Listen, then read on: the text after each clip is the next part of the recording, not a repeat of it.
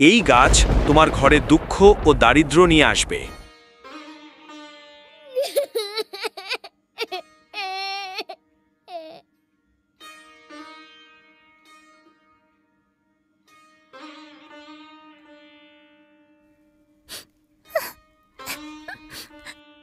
নমস্কার, আপনাকে স্বাগত। এক সময়ের কথা, ভগবান শ্রীকৃষ্ণের এক প্রিয় বন্ধু তাকে দেখতে দ্বারকা নগরীতে এলেন। ভগবান শ্রীকৃষ্ণ তাকে অত্যন্ত স্নেহ ও সম্মানের সঙ্গে অভ্যর্থনা জানালেন এবং হাসি মুখে তার আগমনের কারণ জানতে চাইলেন।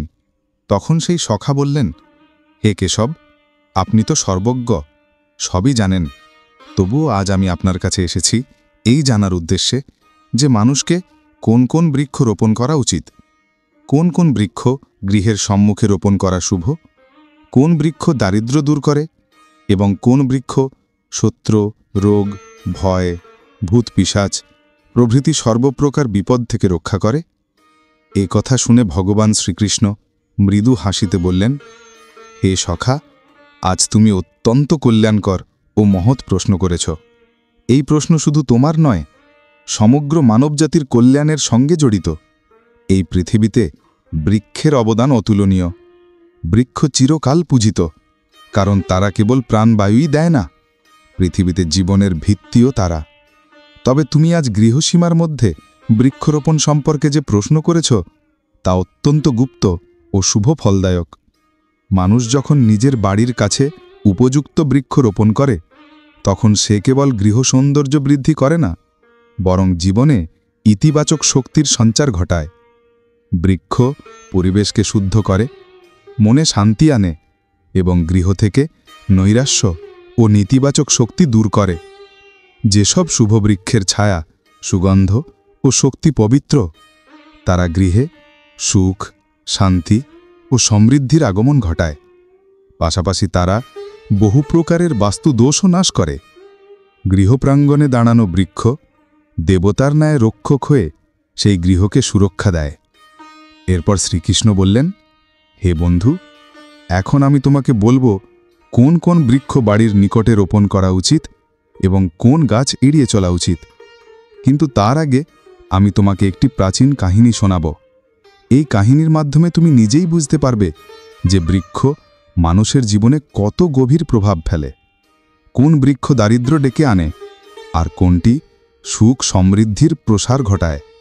যে ব্যক্তি এই কাহিনী মনোযোগ দিয়ে শোনে, তার শত শত পাপ নাশ হয় এবং তার জীবনে দারিদ্র্য চিরকালের জন্য দূর হয়ে যায়। ভগবান শ্রীকৃষ্ণের সখা ভক্তিভরে হাতজোড় করে বললেন, হে কেশব, আমি এই কাহিনী অবশ্যই মনোযোগ দিয়ে সম্পূর্ণ শুনব। অনুগ্রহ করে আমাকে সেই কাহিনী শোনান, যাতে আমি ও সকল মানুষ বুঝতে পারি যে গৃহ সমীপে বৃক্ষের প্রভাব কতখানি। ভগবান শ্রীকৃষ্ণ হাসি মুখে বললেন, হে সখা, শোনো, প্রাচীনকালে মধ্যদেশে এক অত্যন্ত মনোরম নগরী ছিল। সেই নগরীতে ধনেশ্বর নামে এক বৈশ্য পরিবারের সঙ্গে বাস করতেন। ধনেশ্বর ধনী ছিলেন, কিন্তু তার চেয়েও বড় ছিল তার ঈশ্বর ভক্তি। তিনি প্রতিদিন ভগবান বিষ্ণুর পূজা করতেন, মন্দিরে যেতেন এবং দান পুণ্যে সদা নিয়োজিত থাকতেন। ধনেশ্বরের স্ত্রী সুমতিও অত্যন্ত সুশীলা, ধর্মপরায়ণা এবং গৃহকার্যে নিপুণ ছিলেন।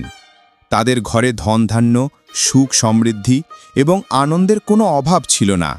ভগবানের কৃপায় তাদের জীবন ছিল পরিপূর্ণ আনন্দময়। এভাবে বহু বছর শান্তিতে কেটে গেল। একদিন সুমতি ভাবলেন, আঙিনাটিকে আরও সুন্দর করে তোলা উচিত। তিনি আঙিনায় নানা প্রকার বৃক্ষ ও গাছের চারা রোপণ করলেন। প্রতিদিন তিনি সেই গাছগুলিকে জল দিতেন, পূজা করতেন এবং নিষ্ঠাভরে পরিচর্যা করতেন।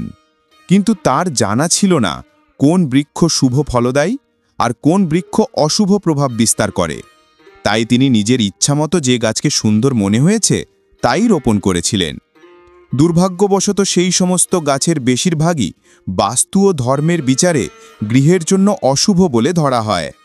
সময়ের সাথে সাথে তাদের ঘরে অশান্তির লক্ষণ প্রকাশ পেতে শুরু করল। প্রথমে ধনেশ্বরের ব্যবসায় ভয়ঙ্কর ক্ষতি হল। তারপর ঘরে কলহ ও বিবাদ বাড়তে লাগল। স্বামী স্ত্রীর মধ্যে বারবার ঝগড়া বাঁধতে লাগল। গাছগুলো যতই বড় হতে লাগল, তাদের জীবনে ততই দুঃখ, দারিদ্র্য আর ক্লেশ বাড়তে লাগল। ধনেশ্বরের ব্যবসা একেবারে ডুবে গেল। ঘরে সঞ্চিত অর্থ শেষ হয়ে গেল। এমনকি আহারের জন্য সামান্য অর্থও রইল না। ক্ষুধা, দুশ্চিন্তা ও হতাশায় গৃহের পরিবেশ ভারী হয়ে উঠল। সুমতি এখন অত্যন্ত দুঃখী থাকতে লাগলেন। কখনো স্বামীর ওপর রাগ করতেন, কখনো নিজেকেই দোষারোপ করতেন। একদিন ক্রোধান্বিত হয়ে তিনি বললেন, হে স্বামী, এখন অন্তত কিছু কাজ করুন, কোথাও গিয়ে কিছু উপার্জন করে আনুন। তখন ধনেশ্বর গ্রাম থেকে গ্রামে ঘুরে কাজ খুঁজতে লাগলেন, কিন্তু কেউই তাকে কাজ দিতে চাইল না। ক্লান্ত হয়ে তিনি বাড়ি ফিরে এসে বললেন, হে ভদ্রে, আমি কোথাও কোনো কাজ পেলাম না, এখন আমি কোথায় যাব? এ কথা শুনে সুমতির দুঃখ আরও বেড়ে গেল। ধীরে ধীরে তারা ঘরের সব গহনা বিক্রি করে দিলেন। যেটুকু অন্ন পেলেন তা দিয়েই কয়েকদিন পেট চালালেন, কিন্তু শেষে তাদের কাছে কিছুই অবশিষ্ট রইল না। এভাবে কেবল অশুভ বৃক্ষ রোপণের কারণেই যে পরিবার একসময় সমৃদ্ধি আর আনন্দের প্রতীক ছিল, তারা সম্পূর্ণ দারিদ্র্য আর দুঃখে নিমজ্জিত হল। কিন্তু ধনেশ্বর আর সুমতি বুঝতেই পারলেন না যে তাদের দুর্ভাগ্যের মূল কারণ ছিল তাদের আঙিনায় রোপিত সেই অশুভ বৃক্ষগুলি। এভাবেই দিন কাটছিল। একদিন যখন ধনেশ্বর আর সুমতি চরম দুঃখ আর দারিদ্র্যে ডুবেছিলেন, ঠিক সেই সময়ে এক সন্ন্যাসী তাদের দ্বারে উপস্থিত হলেন। সন্ন্যাসীর মুখমণ্ডল ছিল দীপ্তিময়, শান্তি ও করুণায় ভরা, যেন তার চারদিকে এক অপূর্ব ঐশ্বরিক জ্যোতি বিচ্ছুরিত হচ্ছে। তাকে দেখে ধনেশ্বর তৎক্ষণাৎ উঠে দাঁড়ালেন, 2 হাত জোড় করে প্রণাম জানিয়ে বললেন, হে সাধু মহারাজ, এই দরিদ্রের গৃহে আপনাকে স্বাগত। দয়া করে বলুন, আমি কিভাবে আপনার সেবা করতে পারি? সন্ন্যাসী মহারাজ শান্ত স্বরে বললেন, হে মহাশয়, আমি বহুদিন ধরে তীর্থ ভ্রমণে আছি। অবিরাম যাত্রায় খুব ক্লান্ত হয়ে গেছি, তাই বিশ্রামের জন্য একটি স্থানের প্রয়োজন ছিল। যদি আপনার আপত্তি না থাকে তবে আমাকে কিছুক্ষণ আপনার ঘরে থাকতে দিন। আমি বহুদিন ধরে উপবাসও করছি, যদি সামান্য খাদ্য পান তবে পরম কৃপা হবে। সন্ন্যাসীর এমন বিনম্র ও করুণ বাণী শুনে ধনেশ্বরের চোখে ভক্তির অশ্রু ভেসে উঠল। তিনি বললেন, হে সাধু মহাত্মা, আপনি নিশ্চয়ই কোনো মহান পুণ্য আত্মা। আপনার মুখমণ্ডল থেকে এক অপূর্ব দিব্য জ্যোতি বিকিরিত হচ্ছে। আপনার পবিত্র চরণ আমার গৃহে পড়েছে, এ আমার জীবনের পরম সৌভাগ্য। আপনাকে সেবা করার সুযোগ পাওয়া আমার জন্য সর্বোচ্চ আনন্দের বিষয়। অনুগ্রহ করে গৃহে প্রবেশ করুন। সাধু মহারাজ মৃদু হাসলেন এবং গৃহের ভিতরে প্রবেশ করলেন। তিনি আঙিনার এক কোণে আসন গ্রহণ করে বিশ্রাম নিতে লাগলেন। ধনেশ্বর অত্যন্ত সম্মানের সঙ্গে তার চরণ ধৌতি করলেন, তাকে জল দিলেন এবং বিনম্রভাবে সেবা যত্নে লেগে গেলেন। কিন্তু তার কাছে খাদ্যের সামান্যতম দানাও ছিল না। কিছুক্ষণ পর তিনি স্ত্রীকে ডাকলেন, হে প্রিয়, আজ আমাদের ঘরে যে সাধু মহাত্মা এসেছেন, তিনি সত্যিই মহাপুণ্য আত্মা বলে মনে হয়। তাদের সেবা করা আমাদের জীবনের শ্রেষ্ঠ সুযোগ। কোনো না কোনোভাবে তাদের জন্য ভোজনের ব্যবস্থা করতেই হবে। আমি গ্রামে গিয়ে কারো কাছ থেকে সামান্য অর্থ ধার করে আনছি। এ কথা বলে ধনেশ্বর ঘর থেকে বেরিয়ে পড়লেন। তিনি গ্রামের এক ধনী শেঠের কাছে গিয়ে বিনয়ের সঙ্গে বললেন, হে শেঠমশাই, দয়া করে আমাকে সামান্য টাকা ধার দিন। আমার ঘরে এক সাধু মহাত্মা এসেছেন, আমি তার সেবা করতে চাই। শেঠ কঠোর স্বরে উত্তর দিল, ধনেশ্বর, তোমার তো এখন একটিও পয়সা নেই, তুমি আমার টাকা ফেরত দেবে কেমন করে? ধনেশ্বর আবেদন ভরে বললেন, হে শেঠমশাই, আমার প্রতি দয়া করুন। আমি প্রতিশ্রুতি দিচ্ছি খুব শীঘ্রই আপনার টাকা ফিরিয়ে দেব। যদি না পারি তবে আমার বাড়িটা আপনি নিয়ে নেবেন। শেঠ কিছুক্ষণ চিন্তা করল। তার কঠোরতা কিছুটা নরম হলো এবং বলল, আচ্ছা, যদি তুমি প্রতিশ্রুতি দাও তবে এই টাকা নিয়ে যাও, কিন্তু যদি ফেরত না দাও তোমার বাড়ি আমার হবে। ধনেশ্বর দৃঢ় কণ্ঠে বললেন, হে শেঠমশাই, আমি প্রতিশ্রুতি দিচ্ছি। এরপর তিনি সেই টাকাটি গ্রহণ করে বাজারে গেলেন। সেখানে গিয়ে দুধ, চাল, সবজি, আম, আটা, চিনি ইত্যাদি প্রয়োজনীয় সামগ্রী কিনে বাড়ি ফিরলেন। তিনি আনন্দভরে স্ত্রীকে বললেন, হে প্রিয়, এখন তুমি সেই সাধু মহাত্মার জন্য প্রেম সহকারে রান্না প্রস্তুত করো। সুমতি দ্রুততার সঙ্গে রান্নাঘরে প্রবেশ করে রাঁধুনি শুরু করলেন। অল্প সময়েই তিনি সুস্বাদু খাদ্য প্রস্তুত করে থালায় সাজালেন এবং গভীর বিনয়ে তা সাধু মহারাজের সামনে উপস্থাপন করলেন। সাধু স্নেহ ভরে ভোজন গ্রহণ করলেন। তার চোখে করুণা ও তৃপ্তির উজ্জ্বলতা স্পষ্ট ফুটে উঠছিল। ভোজন শেষে যখন সাধু মহারাজা ধনেশ্বরের গৃহ থেকে বিদায় নিতে উদ্যত হলেন, তখন তিনি স্নেহভরা কণ্ঠে বললেন, হে বৈশ্য, তোমার ভক্তি, সেবা এবং সম্মানে আমি অত্যন্ত সন্তুষ্ট। তোমার হৃদয়ে যে সততা ও শ্রদ্ধা আছে তা সত্যিই বিরল। তাই আমি তোমাকে আশীর্বাদ দিচ্ছি। তোমার হৃদয়ে যে কামনা আছে, নির্ভয়ে বলো, আমি তা অবশ্যই পূর্ণ করব। ধনেশ্বর বিনম্রভাবে বললেন, হে মহাত্মা, আপনার আশীর্বাদই আমাদের কাছে সর্বোচ্চ বরদান। তবে একটি কথা আমার হৃদয়ে সর্বদা কষ্ট দেয়। আমি সর্বদা ভগবান বিষ্ণুর ভক্তি করেছি, সত্যের পথ অনুসরণ করেছি, কাউকে কখনো ক্ষতি করিনি। তবু আমাকে কেন দারিদ্র্য ও দুঃখের জীবন ভোগ করতে হচ্ছে? দয়া করে বলুন, কোন পাপের ফলে আমাদের জীবনে এই বিপর্যয় নেমে এলো? আর হে প্রভু, এই দারিদ্র্য থেকে মুক্তির উপায় কি? সাধু মহারাজ শান্ত দৃষ্টিতে তার দিকে তাকিয়ে বললেন, বৎস ধনেশ্বর, যখন আমি তোমার দ্বারে পৌঁছেছিলাম, তখনই বুঝে নিয়েছিলাম তোমাদের ঘরে এই গভীর দারিদ্র্য কেন এসেছে।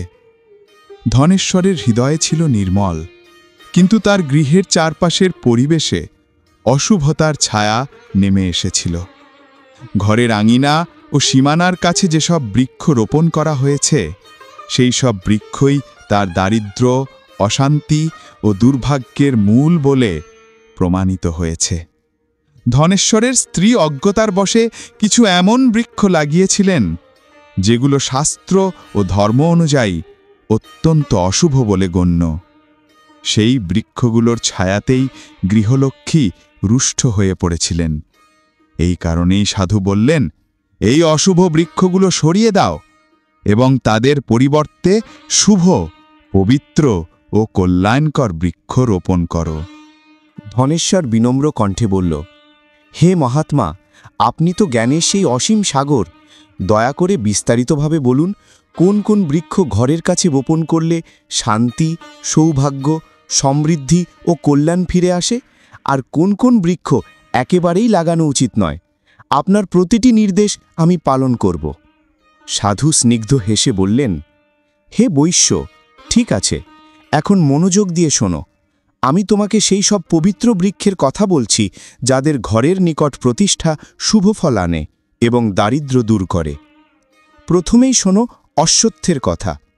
অশ্বত্থতে এই ভূলোকে স্বয়ং শ্রীহরির প্রতিরূপ বলা হয়েছে। কোনো পবিত্র স্থান বা জলের উৎসের নিকটে অশ্বত্থ রোপণের ফল কয়েক শতযজ্ঞ সম্পাদনের সমান। অশ্বত্থের পাতা যখন সেই জলের উপর পতিত হয়, তখন তা পিণ্ডরূপ ধারণ করে পিতৃপুরুষদের তৃপ্ত করে। এর ফলে সকল পিতৃদোষ নাশ পায়। যে মানুষ প্রতিদিন স্নানের পরে অশ্বত্থেরকে স্পর্শ করে, সে পাপমুক্ত হয় এবং সর্বদা বিজয় লাভ করে। অশ্বত্থের স্পর্শ করলে লক্ষ্মীর কৃপা লাভ হয়, আর তার প্রদক্ষিণ করলে আয়ু বৃদ্ধি পায়। শাস্ত্রে বলা হয়েছে, অশ্বত্থের মূল অংশে বিষ্ণুর অধিষ্ঠান, মধ্য ও কাণ্ড অংশে মহাদেব, অগ্রভাগে সৃষ্টিকর্তা ব্রহ্মা। অমাবস্যার দিনে অশ্বত্থেরকে প্রণাম করার যে পুণ্য লাভ হয়, তা সহস্র গরুদানের সমান। পৃথিবীতে অশ্বত্থের মতো পবিত্র আর কোনো বৃক্ষ নেই, কারণ স্বয়ং শ্রীহরি এই বৃক্ষের রূপে বিরাজমান। যে ব্যক্তি অশ্বত্থেরকে আঘাত করে, কেটে ফেলে বা শাখা ভেঙে দেয়, সে মহাপাপের অংশী হয় এবং অসংখ্য যন্ত্রণাময় জন্ম ভোগ করে। তাই হে বৈশ্য, অশ্বত্থের সেবা করো, তাকে জল দাও, তার ছাড়ায় ভক্তি ভরে দাঁড়াও, কখনো ক্ষতি করো না। এই বৃক্ষই ধন, সন্ততি, শান্তি ও সুখের উৎস। দ্বিতীয় বৃক্ষ আমলকি। আমলকি সর্বত্র পবিত্র ও শুভ বলে মান্য। তাকে অমৃত ফল বলা হয়। আমলকি রোপণ ও পূজা করলে মানুষ জন্ম মৃত্যুর বন্ধন থেকে মুক্তি পায়। এই বৃক্ষ শ্রী হরির অতি প্রিয় বলে বর্ণিত। যে ব্যক্তি প্রতিদিন আমলকির ফল গ্রহণ করে অথবা তার ছায়ায় বসে ধ্যান করে, তার সমস্ত পাপ বিনষ্ট হয়। আমলকি খেলে আয়ু বৃদ্ধি পায়। শরীর বলিষ্ঠ ও রোগমুক্ত থাকে। বিশেষত চোখ, ত্বক ও মনের রোগ দূর হয়। আমলকির রস জলেতে মিশিয়ে পান করলে শারীরিক দুর্বলতা ও নানা ব্যাধির নাশ হয়। আবার স্নানের জলে আমলকির রস মিশিয়ে স্নান করলে দারিদ্র্য, বিপত্তি ও দুর্ভাগ্য দূরে সরে যায় এবং সৌভাগ্য, ঐশ্বর্য ও কল্যাণ লাভ হয়। যে গৃহে আমলকির উপস্থিতি থাকে সেই গৃহে কোনো অসুর, দানব বা অশুভ শক্তি প্রবেশ করতে পারে না। একাদশীর দিনে যদি কেউ আমলকি দর্শন করে বা আমলকির ফল গ্রহণ করে তবে সে এমন পুণ্য লাভ করে যা সমস্ত তীর্থে স্নান করার ফলকেও অতিক্রম করে। চুলের পরিচর্যায় আমলকি ব্যবহার করলে মানুষ দীর্ঘজীবী হয় এবং মৃত্যুর পর তাকে পুনরায় এই নশ্বর পৃথিবীতে জন্ম নিতে হয় না। যে গৃহের দ্বার বা আঙিনার কাছে আমলকির বৃক্ষ থাকে সেখানে স্বয়ং লক্ষ্মীনারায়ণের অধিষ্ঠান রয়েছে বলে মানা হয়, কারণ সেই স্থান সর্বদা পবিত্র, শান্তিময় ও সমৃদ্ধিতে ভরপুর থাকে। এবার সাধু বললেন, তৃতীয় শুভ বৃক্ষ হল অশোক। এর নামেই শোকের নাশ এই অর্থ নিহিত আছে। অশোক বৃক্ষকে অপ্সরাদের আবাসস্থল বলা হয়। এই বৃক্ষ দুঃখ, হতাশা ও ক্লেশ দূর করে, মনকে প্রশান্ত করে এবং হৃদয়কে হালকা করে। যে গৃহের নিকট অশোক বৃক্ষ থাকে সেই ঘরে সর্বদা সৌন্দর্য, শান্তি, প্রেম ও শুভ শক্তির উপস্থিতি থাকে। দেবী লক্ষ্মী নিজেই বলেছেন অশোক বৃক্ষের সান্নিধ্য তাকে অত্যন্ত প্রিয়, কারণ এই বৃক্ষ গৃহের পরিবেশকে পবিত্র ও সৌভাগ্যবর্ধক করে তোলে। যখন রাবণ সীতামাতাকে লঙ্কায় নিয়ে গেলেন তখন তার অবস্থান ছিল অশোক বনে, অশোক বাটিকায়। সেই কঠিন সময়ে অশোক বৃক্ষগুলো তার আশ্রয়, শান্তি ও ধৈর্য রক্ষার সহায় হয়েছিল। তাই সীতামাতা অশোক বৃক্ষকে বর দিয়েছিলেন, যেখানে অশোক থাকবে সেখানেই তার আশীর্বাদ এবং দেবী লক্ষ্মীর উপস্থিতি বিরাজ করবে। এই কারণে গৃহের কাছে অশোক বৃক্ষ রোপণ করলে গৃহে শান্তি, সৌভাগ্য এবং পারিবারিক ভালোবাসা স্থায়ী হয়। এবার চতুর্থ শুভ বৃক্ষ পাকুড় গাছ। পাকুড় বৃক্ষকে অত্যন্ত পুণ্যবাহী বৃক্ষ বলা হয়। যে মানুষ পাকুড়ের বৃক্ষ রোপণ করে সে মহাযজ্ঞের সমান পুণ্য অর্জন করে।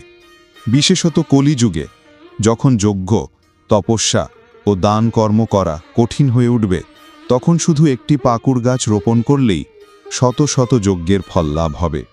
এই বৃক্ষের ছায়ায় দেবতাদের অধিষ্ঠান থাকে এবং এর উপস্থিতিতে পরিবারের স্থিরতা, সম্মান, শান্তি ও সমৃদ্ধি আসে। পঞ্চম বৃক্ষ নিম। নিয়ম বৃক্ষ সূর্যদেবের অতি প্রিয়। যে ব্যক্তি নিজের ঘরের সামনে বা আঙ্গিনায় নিমের বৃক্ষ রোপণ করে সে নানা রোগব্যাধি থেকে রক্ষা পায়। নিমের পাতা ও বায়ু পরিবেশকে শুদ্ধ করে, জল, বাতাস ও শরীরকে পবিত্র রাখে। এই বৃক্ষ দীর্ঘায়ু, সুস্বাস্থ্য ও শৌর্য দান করে। দেবী লক্ষ্মীরও নিমের পাতা অত্যন্ত প্রিয়, তাই যে গৃহে নিমবৃক্ষ থাকে সেখানে তিনি সানন্দে অধিষ্ঠান করেন। যদি নিমবৃক্ষের নিচে তুলসী রোপণ করা হয় তবে সেই স্থান দেবালয়ের মতো পবিত্র হয়ে ওঠে। যে গৃহদ্বারে নিমবৃক্ষ থাকে সেখানে অর্থক্লেশ কখনো থাকে না। ষষ্ঠ বৃক্ষ জাম। যে ব্যক্তি কন্যা সন্তানের কামনা করে তাকে অবশ্যই জামের বৃক্ষ রোপণ করতে বলা হয়েছে। এই বৃক্ষ সৌভাগ্য ও বংশবৃদ্ধির প্রতীক। যে গৃহের কাছে জামের বৃক্ষ থাকে সেই ঘরে কন্যা জন্ম নেয়, যে পরিবারে সৌন্দর্য, মর্যাদা, শান্তি ও শুভ শক্তি বৃদ্ধি করে। সপ্তম বৃক্ষ বেল। এই বৃক্ষ স্বয়ং মহাদেবের প্রতীক। বলভদ্র সম্ভূত তিনটি পত্র ত্রিলোকেশ্বর ব্রহ্মা, বিষ্ণু ও মহেশের রূপ। তাই বেলবৃক্ষকে শাস্ত্রে সর্বাধিক শুভ, পবিত্র ও কল্যাণকারী বৃক্ষ বলা হয়। যে গৃহের নিকটে বেলের বৃক্ষ থাকে সেই গৃহে শিবকৃপা, শান্তি, সুস্বাস্থ্য এবং অশেষ সৌভাগ্য বিরাজ করে। বেলগাছের মধ্যে স্বয়ং মহাদেবের অধিষ্ঠান, আর গোলাপ গাছের মধ্যে বিরাজ করেন দেবী পার্বতী। তাই যে ব্যক্তি বেলগাছের পাশে গোলাপের চারা রোপণ করে সে শিব পার্বতী উভয়েরই কৃপা লাভ করে। এমন গৃহে কখনো দুঃখ, দারিদ্র্য বা রোগের বাস হয় না। সেখানে অকাল মৃত্যু ঘটে না, আর কোনো নারী বিধবা হন না। অষ্টম শুভ বৃক্ষ নারিকেল গাছ। নারিকেল গাছকে অত্যন্ত পবিত্র ও মঙ্গলময় বলা হয়। দেবতাদের প্রিয় এই বৃক্ষ ছাড়া কোনো ধর্মীয় অনুষ্ঠানকে সম্পূর্ণ ধরা হয় না। গৃহের আঙিনায় নারিকেল গাছ থাকলে সেই গৃহে সর্বদা শুভ, মঙ্গল, সমৃদ্ধি ও উন্নতি প্রবাহিত হয়। এমন গৃহ সমাজে সম্মান পায়, তার সদস্যদের মর্যাদা বৃদ্ধি পায় এবং সেখানে সদা সৌভাগ্যের অধিষ্ঠান থাকে। বলা হয়েছে, যে গৃহের নিকট নারিকেল গাছ থাকে সেই গৃহে দারিদ্র্য ও ব্যাধি টিকতে পারে না। নারিকেলের ফল সত্য, পবিত্রতা ও সচ্চরিত্রতার প্রতীক। সুন্দর স্ত্রী লাভের কামনায় ডালিম গাছ। যে ব্যক্তি সৌম্য, সুশীলা, ধর্মনিষ্ঠা ও সৌভাগ্যশালিনী স্ত্রীর কামনা করেন, তিনি গৃহের কাছে অনারের গাছ লাগালে সেই কামনা পূর্ণ হয়। ডালিম গাছ দাম্পত্য সুখ, সৌন্দর্য ও পারিবারিক সাম্যতার প্রতীক। এর লাল ফল রত্নের মতো দীপ্ত, যা প্রেম, ঐশ্বর্য ও পারিবারিক ঐক্যের সূচক। পলাশ ব্রহ্মতেজের প্রতীক। পলাশ গাছ ব্রহ্মতেজ প্রদানকারী বলেই পরিচিত। যজ্ঞে দেবতার উদ্দেশ্যে অর্ঘ্য নিবেদনে এটি সর্বাধিক পবিত্র বৃক্ষ। এর রোপণ গৃহে বিদ্যা, প্রজ্ঞা, আধ্যাত্মিক শক্তি ও তেজের সঞ্চার ঘটায়। পলাশ রোপণ ব্রহ্মজ্ঞান, কীর্তি ও সম্মান লাভের মাধ্যম। অঙ্কল সন্তান প্রাপ্তি ও বংশবৃদ্ধির বৃক্ষ। বংশবিস্তার ও সন্তানের আকাঙ্ক্ষা থাকলে অঙ্কল গাছ রোপণ করা শুভ বলে মানা হয়।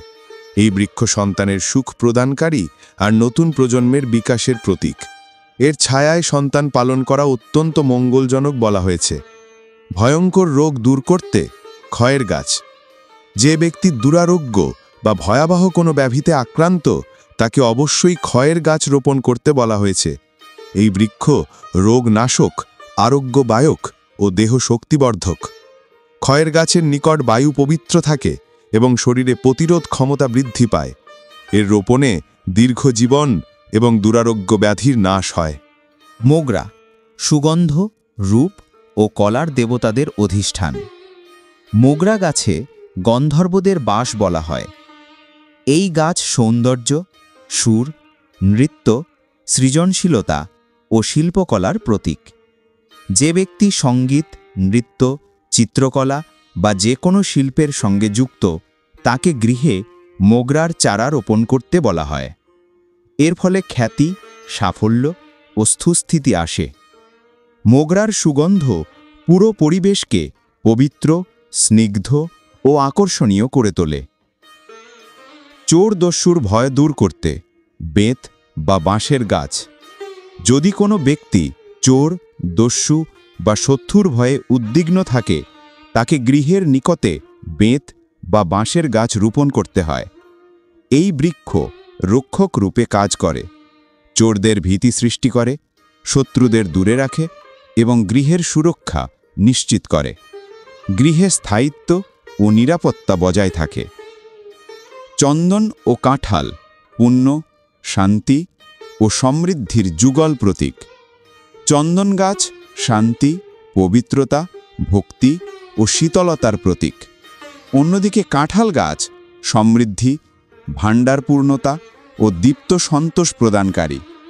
এই দুই বৃক্ষ একত্রে গৃহে বিরাজ করলে দুঃখ, দারিদ্র্য, ক্লেশ ও ভয়ের নাশ ঘটে। গৃহ শান্তি, ঐশ্বর্য ও কল্যাণে পরিপূর্ণ হয়ে ওঠে। বাড়ির উত্তর দিকে যদি পাম, তালপাম বা কনকচাপার গাছ রোপণ করা হয়, তবে সেই গাছগুলি ঘরে ধন সম্পদ ও ঐশ্বর্য বৃদ্ধিতে সহায়তা করে।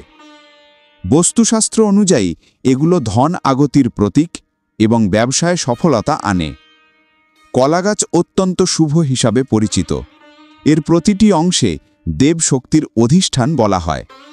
কলাগাছে স্বয়ং ভগবান বিষ্ণুর অবস্থান আছে বলে মনে করা হয়, তাই পূজা অর্চনায় এর বিশেষ গুরুত্ব রয়েছে। বাড়ির আঙিনা বা গৃহমন্দিরের কাছে কলাগাছ রোপণ করলে ঘরে সুখ, সমৃদ্ধি, সুস্বাস্থ্য ও ধনের অভাব থাকে না। বিশেষত বৃহস্পতিবার কলাগাছের পুজো করলে বৃহস্পতিদেব প্রসন্ন হন এবং পরিবারে স্থায়ী সমৃদ্ধির বর্ষণ ঘটে। সাধু মহারাজ তারপর গম্ভীর হয়ে বললেন, হে বৈশ্য, যেমন শুভ বৃক্ষ সুখ ও সমৃদ্ধি এনে দেয়, তেমনই কিছু বৃক্ষ আছে যেগুলো অশুভ ফল দেয়। সেগুলো থেকে সর্বদা দূরে থাকা উচিত। মানুষের কখনোই বাড়ির কাছে তাল, খেজুর বা পাম গাছ রোপণ করা উচিত নয়। এই গাছগুলো সন্তান নাশক বলে বিবেচিত।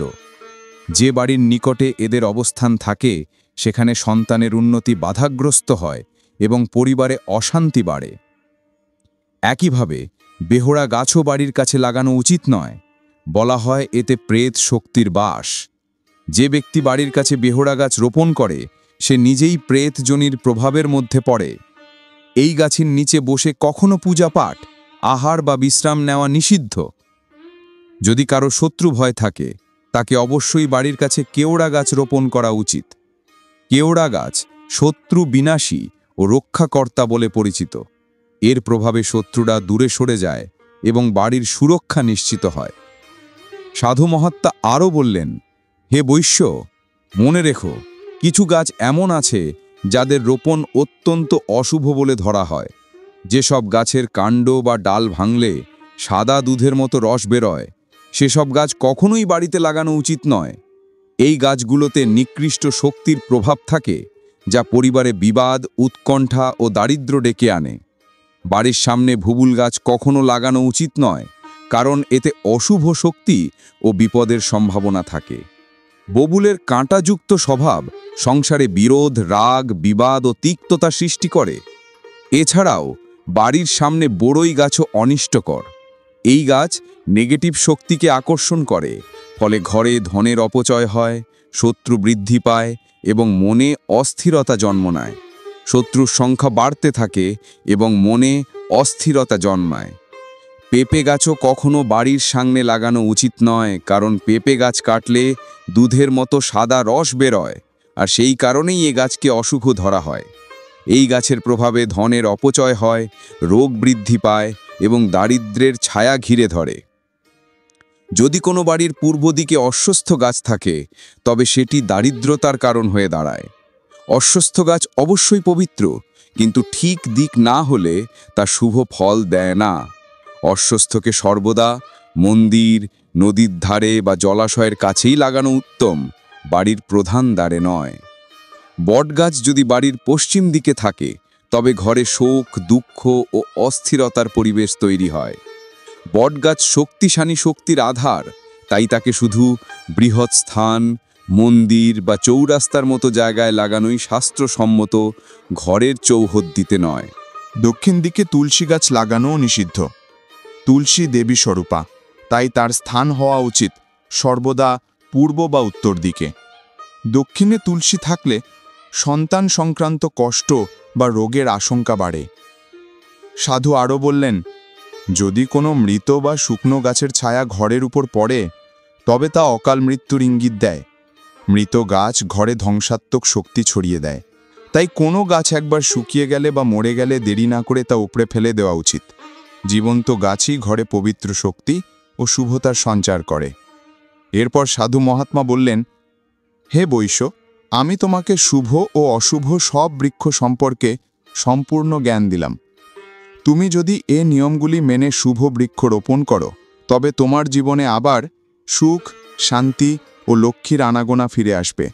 এই বৃক্ষেরা কেবল ছায়াই দেয় না, এরা দেবশক্তির প্রতিরূপ, যারা মানুষের জীবনকে সমতা, পবিত্রতা ও সমৃদ্ধিতে ভরিয়ে তোলে।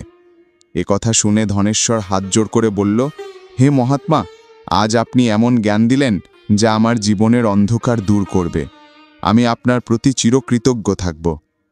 সাধু স্নিগ্ধ হেসে আশীর্বাদ করে বললেন, বৎস, তোমার ঘরে এখন সুখ ও সমৃদ্ধি ফিরে আসবে। এ বলে সেই মহাত্মা হঠাৎই অদৃশ্য হয়ে গেলেন।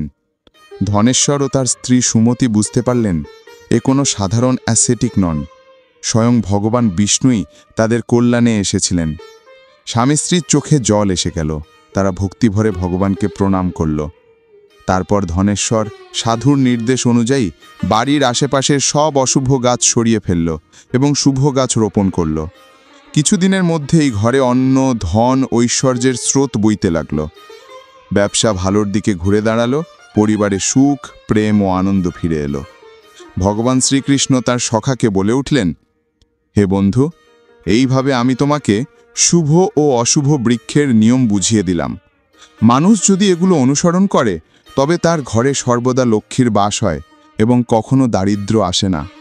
তাই বন্ধুগণ, এই কাহিনী আমাদের শিখিয়ে দেয়, বাড়ির আশেপাশে শুভ বৃক্ষ রোপণ করলে শুধু সৌন্দর্যই বাড়ে না, বরং ঈশ্বরীয় আশীর্বাদ, সুস্বাস্থ্য ও সমৃদ্ধির প্রবাহও বজায় থাকে। যদি কাহিনীটি আপনাদের ভালো লেগে থাকে তবে ভিডিওটি লাইক করুন, চ্যানেলটি সাবস্ক্রাইব করতে ভুলবেন না এবং মন্তব্যে জয় শ্রীকৃষ্ণ লিখে আশীর্বাদ গ্রহণ করুন। আপনাদের সকলকে হৃদয়ের অন্তঃস্থল থেকে ধন্যবাদ।